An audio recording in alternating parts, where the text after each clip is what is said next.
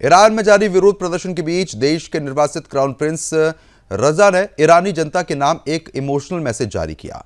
रजा ने रविवार को एक वीडियो मैसेज जारी किया। उन्होंने लोगों से अपील की है कि वे आंदोलन से पीछे ना हटें और सड़कों पर डटे रहें। उन्होंने कहा कि ईरानी जनता की आवाज अब सिर्फ देश तक सीमित नहीं है बल्कि पूरी दुनिया में गूंज रही है। रजा ने लोगों को सलाह दी है कि वे मुख्य सड़कों पर एकजुट रहें और भीड़ से अलग होकर सकरी गलियां या फिर साइड स्ट्रीट में ना जाए, क्योंकि इससे जान का खतरा बढ़ जाता है। उन्होंने कहा कि आंदोलन की ताकत एकता और अनुशासन में है। अपने मैसेज में रजा ने अमेरिकी राष्ट्रपति ट्रंप की खुलकर तारीफ की। उन्होंने कहा कि ट्रंप ने ईरानी जनता के साहस को पहचाना और आज़ादी की लड़ाई में समर्थन देने की बात कही। पहलवी ने दावा किया कि विश्व समुदाय, विशेषकर अमेरिका, ईरान में हो रहे घटनाक्रम पर करीबी से नजर बनाया हुआ है।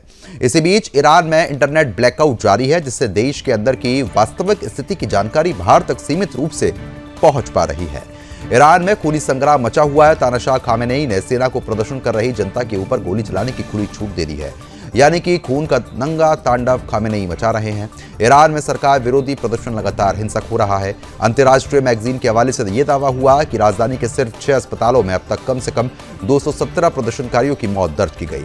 रिपोर्ट के अनुसार मरने वालों में अधिकांश की मौत गोली लगने से हुई है।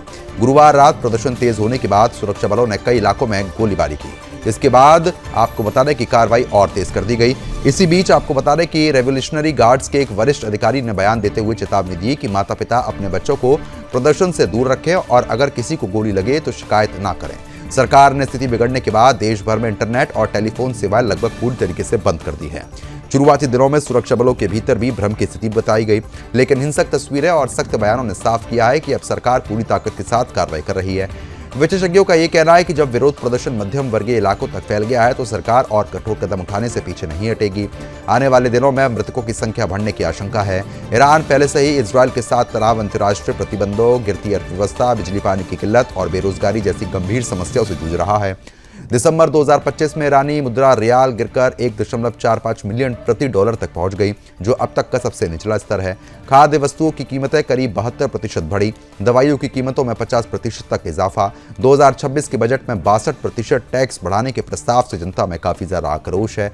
राष्ट्रपति मसूद सार्वजनिक रूप से नरम रुख दिखा रहे हैं, लेकिन सरकार के कई मंत्री और सुरक्षा तंत्र सख्त कार्रवाई के पक्ष में है। सरकार का आरोप है कि अमेरिका और इजरायल इन प्रदर्शनों को हवा दे रहा है। शनिवार को सुप्रीम लीडर अयतुल्ला अली खामेनेई ने राष्ट्र को संबोधित करते हुए प्रदर्शनकारियों को विदेशी एजेंट बताया और कहा कि इस्लामिक रिपब्लिक अपने दुश्मनों के सामने कभी नहीं झुकेगा। उन्होंने अमेरिकी राष्ट्रपति ट्रंप पर भी ईरान के आंतरिक मामलों में दखल देने का आरोप लगाया। अमेरिकी राष्ट्रपति ट्रंप ने चेतावनी दी है कि अगर प्रदर्शनकारियों की हत्या जारी रही तो ईरान की जो सरकार है उसको भारी कीमत चुकानी पड़ सकती है। इसी बीच ईरान के निर्वासित क्राउन प्रिंस रजा ने ऐलान कर दिया है कि वह देश लौटकर आंदोलन में शामिल होने की तैयारी कर रहे हैं। उन्होंने कहा कि जनता बदलाव चाहती है और राष्ट्र क्रांति का समय करीब है। 37 वर्षों से सत्ता में बैठे खामेनेई के खिलाफ अब खुलकर नारे लग रहे हैं। युवा और जेनजी वर्ग आर्थिक संकट, धार्मिक पाबंदियों और अंतर्राष्ट्रीय अलगाव से त्रस्त होकर व्यवस्था परिवर्तन की मांग कर रहे हैं। विश्लेषकों के मुताबिक ईरान इस समय अपने इतिहास के सबसे नाजुक मोड़ पर खड़ा है, जहां यह तय होगा कि आंदोलन सत्ता परिवर्तन की दिशा में जाता है या फिर सख्त दमन के साथ दबाव बढ़ता है। सोशल मीडिया पर किए गए एक पोस्ट में रजा ने लिखा कि मैं अपने देश लौटने की तैयारी कर रहा हूं ताकि हमारी राष्ट्र क्रांति की जीत के समय में आप अपने संबंध ईरान की महान जनता के बीच खड़ा कर पाऊं। मुझे पूरा भरोसा है कि वह दिन बहुत करीब है। ईरान ने 1969 की जिहादी इस्लामिक क्रांति के बाद अयतुल्ला खुमैनी सत्ता में आए थे। वह आपको बता दें कि 10 साल सुप्रीम लीडर रहे। उसके बाद सुप्रीम लीडर बने अयतुल्ला अली खामेनेई। अब तक 37 साल से सत्ता में है। ईरान आज आर्थिक संकट, भारी महंगाई, अंतर्राष्ट्रीय प्रतिबंधों, बेरोजगारी, मुद्रा गिरावट और लगातार धन आंदोलन जैसी गंभीर चुनौतियों से लगातार जूझ रहा है। इसी कारण 65 वर्षीय क्राउन प्रिंस रजा को सत्ता सौंपने की मांग उठ रही है। प्रदर्शनकारी उन्हें एक धर्मनिरपेक्ष और लोकतांत्रिक विकल्प मानते हैं। युवाओं और जेनजी को लगता है कि पहलवी की वापसी से ईरान को आर्थिक स्थिरता, वैश्विक स्वीकार्यता और व्यक्तिगत आज़ादी मिल सकती है। साल 2024 में ईरान का कुल निर्यात लगभग 22.18 बिलियन डॉलर था, जिसमें तेल और पेट्रोकेमिकल्स का बड़ा हिस्सा था, जबकि आयात 34.65 बिलियन डॉलर रहा, जिससे व्यापार घटा 12.47 बिलियन डॉलर तक पहुंच गया। 2025 में तेल निर्यात में कमी और प्रतिबंध के कारण ये घाटा और ज्यादा बढ़ा, 15 बिलियन डॉलर तक पहुंच गया। मुख्य व्यापारिक साझेदारी में चीन 35% निर्यात, तुर्की, यूएई और इराक शामिल है। ईरान चीन को 90% तेल निर्यात करता है। ईरान के आपको बता दूं कि पड़ोसी देश और यूरेशियन इकोनॉमिक यूनियन के साथ व्यापार बढ़ाने की कोशिश की है, जैसे कि INSTC कॉरिडोर और चीन के साथ नए ट्रांजिट रूट्स। फिर भी 2025 में GDP वृद्धि केवल 0.3% रहने का अनुमान है। प्रतिबंध हटने या परमाणु समझौते की बहाली के बिना व्यापार और रियाल का स्थिति करना जो मूल्य है वो फिलहाल काफी ज्यादा मुश्किल हो रहा है।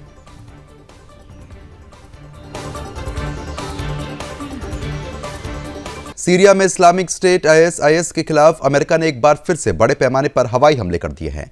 ये हमले पिछले महीने में उस घातक आतंकी हमले के जवाब में किए गए हैं जिसमें 2 अमेरिकी सैनिकों और 1 अमेरिकी नागरिक की मौत हो गई थी।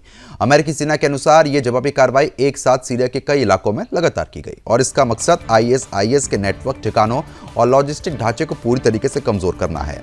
बता रहे हैं कि अमेरिकी सेंट्रल कमांड ने जानकारी दी है कि शनिवार को स्थानीय समय के अनुसार दोपहर करीब 12:30 बजे ये ऑपरेशन शुरू हुआ था। इस सैन्य अभियान में अमेरिका ने अपने साझेदार बलों के साथ मिलकर ISIS के कई ठिकानों को निशाना बनाया। हालांकि किन साझेदार बलों ने इस कार्रवाई में हिस्सा लिया इसके नाम सार्वजनिक तो नहीं किए गए। सैन्य सूत्रों का यह कहना है कि यह रणनीतिक गोपनीयता के तहत किया गया था। अपने बयान में साफ शब्दों में यह कहा गया कि अगर कोई संगठन या आतंकी अमेरिकी सैनिकों या फिर नागरिकों को नुकसान पहुंचाने की कोशिश करेगा तो उसे दुनिया के किसी भी कोने में ढूंढकर खत्म किया जाएगा। अमेरिकी सेना का यह कहना है कि न्याय से बचने की कोई जगह नहीं है और अमेरिका अपने लोगों की मौत का जवाब जरूर देगा। यह पूरा ऑपरेशन राष्ट्रपति ट्रंप द्वारा तय की गई उस रणनीति का हिस्सा है जिसे पिछले महीने सीरिया के ऐतिहासिक शहर पल्मायरा में हुए ISIS हमले के बाद लागू किया गया था। उस हमले में आयोवा नेशनल गार्ड के 2 अमेरिकी सैनिक मारे गए थे। उनके साथ काम कर रहे अमेरिकी नागरिक भी आपको बता दें कि उसमें उनकी मौत हो गई थी। इस हमले के बाद अमेरिका में जबरदस्त आक्रोश देखा गया और ISIS के खिलाफ कार्रवाई की मांग कर दी। ट्रंप प्रशासन ने इसे जवाबी अभियान को ऑपरेशन हॉकआई स्ट्राइक नाम दिया। यह अभियान औपचारिक रूप से 19 दिसंबर को शुरू हुआ जब अमेरिका के मध्य सीरिया में 70 से अधिक ठिकानों पर एक साथ हवाई हमले हुए। इन ठिकानों पर ISIS का सैन्य ढांचा, हथियारों का भंडार और लॉजिस्टिक नेटवर्क मौजूद होने की जानकारी मिली।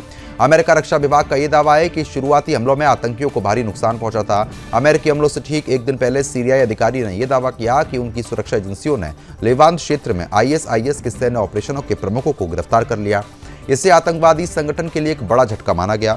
जानकारों का यह कहना है कि अमेरिका के हवाई हमले और सीरियाई सुरक्षा बलों की इस गिरफ्तारी से ISIS का नेटवर्क बुरी तरीके से दबाव में आया। सीरिया में ISIS के खिलाफ अमेरिका का लंबे समय से मुख्य साझेदार कुर्द नेतृत्व वाला सीरियन डेमोक्रेटिक फोर्स रहा है, लेकिन दिसंबर 2024 में पूर्व राष्ट्रपति बशर अल असद के सत्ता से हटने के बाद स्थिति तेजी के साथ बदली। अब अमेरिका दमिश्क की केंद्रीय सरकार के साथ भी ज्यादा तालमेल बना रहा है। हाल ही में सीरिया ने आधिकारिक तौर पर ISIS के खिलाफ वैश्विक गठबंधन में शामिल होने के ऐलान किए, जिससे ये संकेत मिलते हैं कि आने वाले समय में आतंकियों के खिलाफ सैन्य कार्रवाई और तेज हो सकती है। विशेषज्ञों का यह मानना है कि ISIS भले ही अपने तथाकथित खिलाफत के दौर से कमजोर हो चुका हो, लेकिन वह अभी भी सीरिया और इराक के कुछ हिस्सों में सक्रिय है और मौका मिलने पर घातक हमले करने की क्षमता भी रखता है। इसी वजह से अमेरिका और उसके सहयोगी संगठन पर लगातार दबाव बनाया गया है। अमेरिकी हमलों के बाद सीरिया में स्थिति तनावपूर्ण है। हालांकि अब तक ये स्पष्ट नहीं हो पाया है कि ताज़ा हमलों में ISIS को कितना नुकसान हुआ है। अमेरिकी सेना का यह कहना है कि नुकसान का आकलन किया जा रहा है और आने वाले दिनों में इस ऑपरेशन से जुड़ी और जानकारी साझा की जाएंगी। इतना तय माना जा रहा है कि अमेरिका ने एक बार फिर से ये साफ संदेश दे दिया है कि ISIS के खिलाफ उनकी लड़ाई जारी रहेगी और किसी भी हमले का जवाब पूरी ताकत से दिया जाएगा।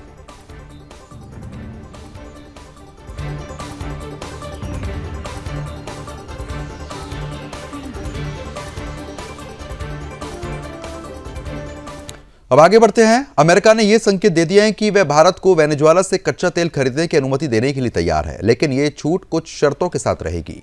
वैश्विक ऊर्जा बाजार में जारी उथल-पुथल के बीच ट्रंप प्रशासन के एक वरिष्ठ अधिकारी ने कहा कि भारत की बढ़ती ऊर्जा जरूरतों को देखते हुए अमेरिका इस विकल्प पर गंभीरता से विचार कर रहा है। अधिकारी ने जब पूछा गया कि क्या अमेरिका भारत को वेनेजुएला का तेल दोबारा खरीदने की परमिशन देगा, तो उन्होंने साफ तौर पर कहा कि हाँ। हालांकि उन्होंने ये भी जोड़ा है कि इस व्यवस्था में तकनीकी और कूटनीतिक पहलुओं पर अभी काम चल रहा है। अधिकारी ने अमेरिकी ऊर्जा मंत्री राइट के हालिया बयान का हवाला देते हुए कहा कि वॉशिंगटन लगभग सभी देशों को वेनेजुएला का तेल खरीदने की अनुमति देने के लिए तैयार है, लेकिन यह पूरी प्रक्रिया अमेरिकी नियंत्रण में होगी। एक इंटरव्यू में अमेरिकी ऊर्जा मंत्री राइट ने कहा है कि वेनेजुएला का तेल एक कड़े नियंत्रण वाले ढांचे के तहत वैश्विक बाजार में लौटेगा। उन्होंने स्पष्ट कर दिया है कि इस तेल की मार्केटिंग अमेरिकी सरकार की निगरानी में होगी और उससे होने वाली आय तय और नियंत्रित खातों में ही जमा कराई जाएगी। इसी बीच अमेरिकी राष्ट्रपति ट्रंप ने व्हाइट हाउस में अमेरिकी तेल और गैस कंपनियों के वरिष्ठ अधिकारियों के साथ बैठक की। इस बैठक में ट्रंप ने कहा कि वे जल्द ही एक समझौता करेंगे जिसके तहत कुछ चुनी हुई अमेरिकी तेल कंपनियों को वेनेजुएला जाने और वहां के एनर्जी इंफ्रास्ट्रक्चर को दोबारा विकसित करने की अनुमति दी जाएगी। ट्रंप ने यह दावा कर दिया है कि अमेरिकी कंपनी वेनेजुएला में कम से कम $100 अरब का निवेश करेगी। बैठक के दौरान ट्रंप ने यह भी कहा कि अमेरिका ने हाल ही में वेनेजुएला से करीब 3 करोड़ बैरल कच्चा तेल हासिल किया और अब अमेरिका 5 करोड़ बैरल तक वेनेजुएला की तेल की रिफाइनरी और बिक्री शुरू करेगा। उन्होंने ये प्रक्रिया अनिश्चित काल तक जारी रखने की बात कही। हालांकि ट्रंप के बयान का सबसे विवादास्पद हिस्सा ये रहा कि उन्होंने कहा कि वेनेजुएला के तेल पर अब वेनेजुएला का कोई अधिकार नहीं होगा। उनके मुताबिक तेल से जुड़े सभी सौदे सीधे अमेरिकी कंपनी और अमेरिकी सरकार के माध्यम से होंगे, न कि वेनेजुएला सरकार के साथ। ट्रंप ने साफ कहा है कि अमेरिका तय करेगा कि कौन सी कंपनी वेनेजुएला जाएगी और वहां काम करेंगी। ट्रंप ने बैठक में अमेरिकी सेना की भी तारीफ की और कहा कि वेनेजुएला से जुड़े हालिया ऑपरेशन में सेना ने बहुत शानदार काम किया। उन्होंने ये भी बताया है कि अगले सप्ताह तेल कंपनियों के साथ एक और बैठक होगी जिसमें इस आयोजन को अंतिम रूप दिया जाएगा। भारत के लिए ये संकेत इसलिए अहम माने जा रहे हैं क्योंकि वह सस्ता कच्चा तेल हासिल करने के लिए लगातार नए विकल्प तलाश रहा है। अगर अमेरिका की शर्तों के साथ भारत को वेनेजुएला का तेल खरीदने की परमिशन मिलती है तो इसे भारत की ऊर्जा सुरक्षा को राहत मिल सकती है। हालांकि ये पूरी तरीके से अमेरिकी नियंत्रण और निगरानी के दायरे में ही होगा।